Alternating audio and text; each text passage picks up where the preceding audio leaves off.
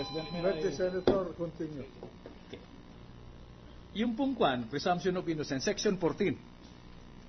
Pero yung probable cause ay Section 2. In other words, sa priority, ayon sa aking pagkaunawa, dito ho lahat umiikot, no?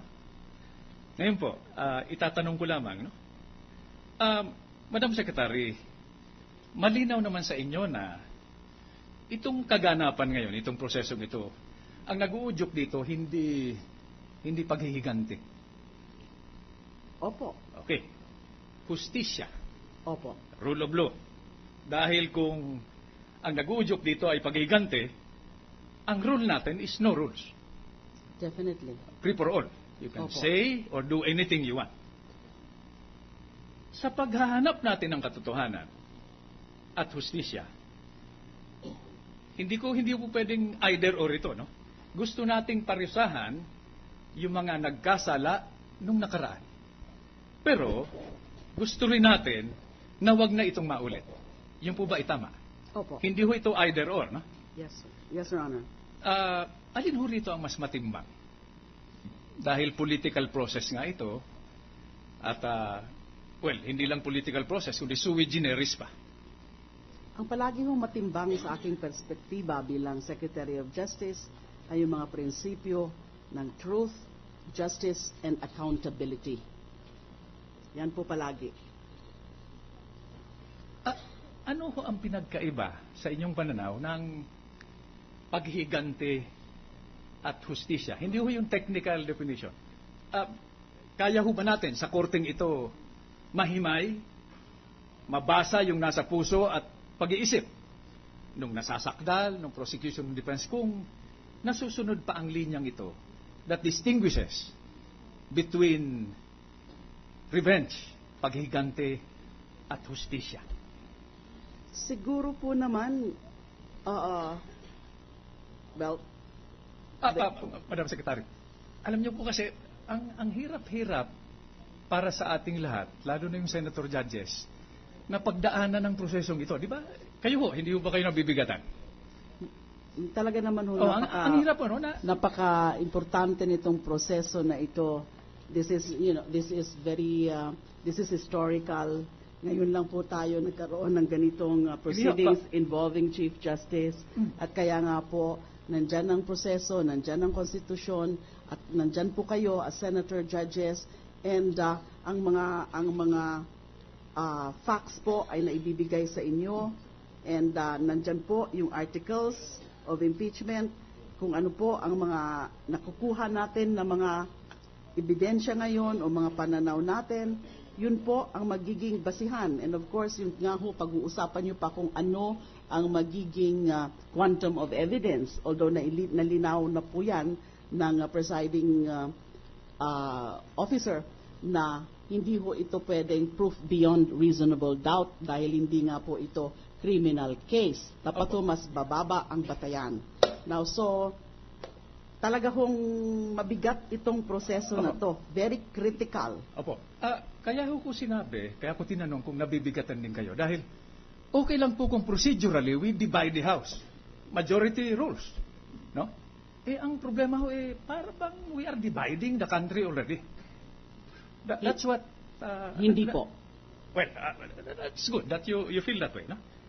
Dahil in order to avoid any perception that the ultimate objective of this trial is other than the rendition of justice, kahit na liberal ang pag-apply ng rules, wag lang natin galawin o pakialaman yung ultimate rule, which is the Constitution. Do you agree? Opo. Okay. Dito po, sa parting ito, ibig ko lang i-inject yung sinabi ni former President Ronald Reagan. No? Of course, sabihin natin Amerikano yun, wala naman siyang kinalaman dito. Pero he is considered the great communicator. In fact, is the only president I know, former president, for whom an aircraft carrier was named while he was still alive. So, kailangan kahit papano, tingnan natin kung may mapupulot tayong aral. Sabi niya ho ito, no? Protecting the rights of even the least among us is basically the only excuse the government has for even existing. Isang karapatan ng isang pinakamaliit sa atin. Yun lang ang buong dahilan para manatili ang pamahalaan. Would you more or less agree to this? I would generally subscribe to that. Okay. Every citizen has rights. Lahat po tayo may karapatan. Individual na mga karapatan. Ang Estado po, meron din mga karapatan. Okay. So may mga usapin po na kailangan po nga natin binabalanse.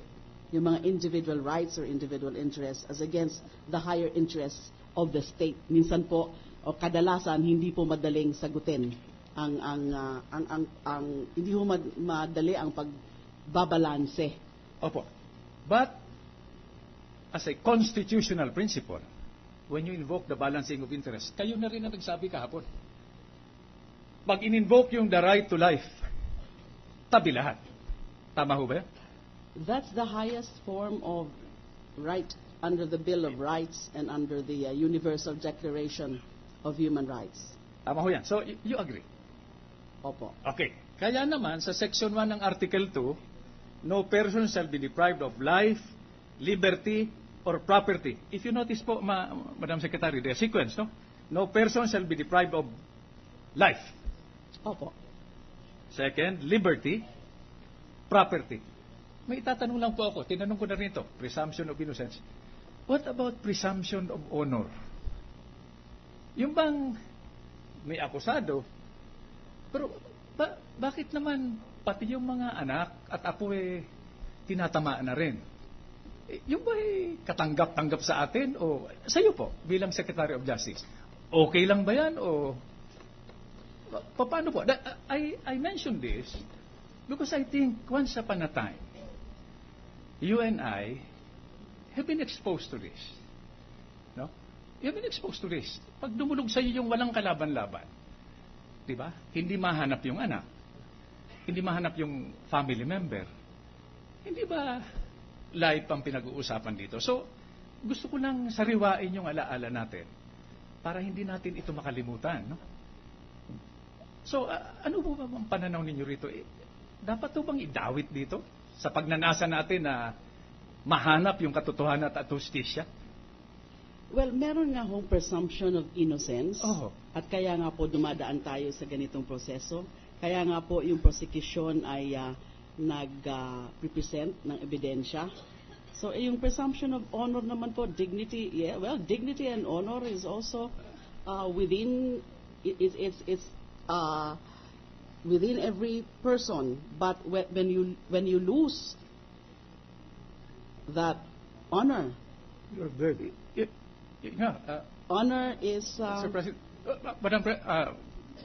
Madam Secretary, in a previous lifetime, I think in your profession also, no? Honor is more precious than life. And recent history has taught us that people sometimes take their own lives when their honor is jeopardized. And the future of their children and grandchildren are put in jeopardy. You agree? 100%, Your Honor. Okay. Honor really is Apo. more important than life. Last question, Madam Secretary. So, let's just put this on record. Sa tingin ho nyo so far, prosecution pa lamang po ang nagpipresenta, ito hong prinsipyo ng probable cause ay nasusunod naman. Ibig kong sabihin hindi natin binaliktad. Hindi ko pinupuna ang prosecution dito. Hindi pa naman nagpipresenta yung defense. No? Ibig sabihin, sa kaloob-looban ng puso natin, applying all our standards, ultimately leading to an application of a judgment call which we call calibrating our moral compass or conscience. Naniniwala tayo na may probability nga probable cause, no? Malamang may krimen na naganap. Hindi natin yung halugugin muna natin lahat, baka sakaling may matagpuan tayo na probable cause o ebidensya. Hindi ho natin binaliktad ito. So I'm asking you, Madam Secretary, Secretary of Justice, former chairman of the Commission on Human Rights, na so far sa proseso,